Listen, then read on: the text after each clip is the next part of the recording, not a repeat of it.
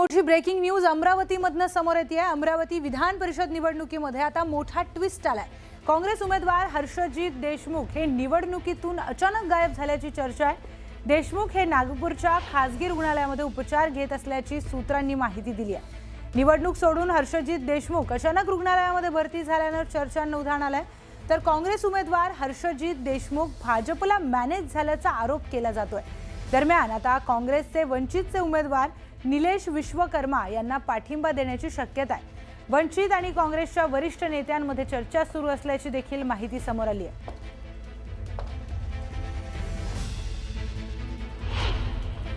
ICU मधनं जर तो इंटरव्ह्यू देत असेल भाऊ, तर काय आपण बोलावं याच्यावर? तो मॅनेज झाल्यासारखाच आहे ना। 15-20 कोटी रुपये त्यांना घेतले म्हणतात। मी तेच बोलले की 15-20 कोटी रुपये त्यांनी घेतले, एवढी कॅश आणि एवढा व्यवहार जर हा होतोय, तर मग होम मिनिस्ट्री करते तरी काय आहे? नागपुरातच ऍडमिट आहे म्हणते तो, आणि नागपुरातून तो आयसीयू मधनं इंटरव्ह्यू देऊन राहिला म्हणते।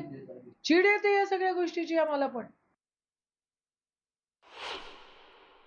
ज्यांना पक्ष सांभाळता येत नाही, आपल्या पक्षातल्या उमेदवारांनाही सांभाळता येत नाही, ते अशा पद्धतीनं जर या ठिकाणी आरोप करणार असतील तर ते योग्य नाही। अमरावतीत काय झालं मला माहीत नाही, पण माझ्या माहितीप्रमाणे अमरावतीमध्ये निवडणुका होत आहेत, तिथे काँग्रेसचे उमेदवार आहेत, अपक्षीय उमेदवार आहेत, त्यामुळे अचानक ही काय उपरती त्यांना झाली आहे मला याची काही कल्पना नाही। पण मला असं वाटतं की हवेत बाण सोडू नका, पुरावे असतील तर पुरावे द्या, पुरावे द्याल कारवाई होईल। मला थोडं अस्वस्थ वाटत होतं। 2-3 दिवसापासून तब्येत बरोबर नव्हती वाटत, मानसिक तणाव आणि थोडं घाबरल्यासारखं वाटत होतं।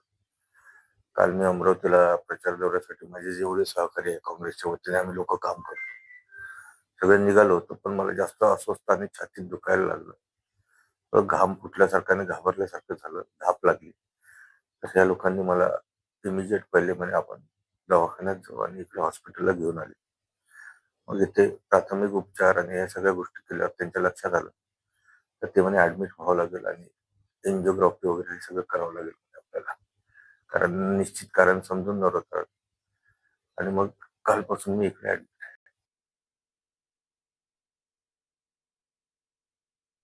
काँग्रेस उमेदवार रुग्णालयात भरती आहे हे मलाही तुमच्या लोकांमार्फतच कळलं, कारण तो 3-4 दिवसापासून गेला, संपर्क नाही, फक्त PAशी संपर्क करते, माझ्या असो की बाकी नेते लोकांचे असो, आणि त्याचा माझं अजून 3-4 दिवसापासून असं थेट बोलणं झालं नाही।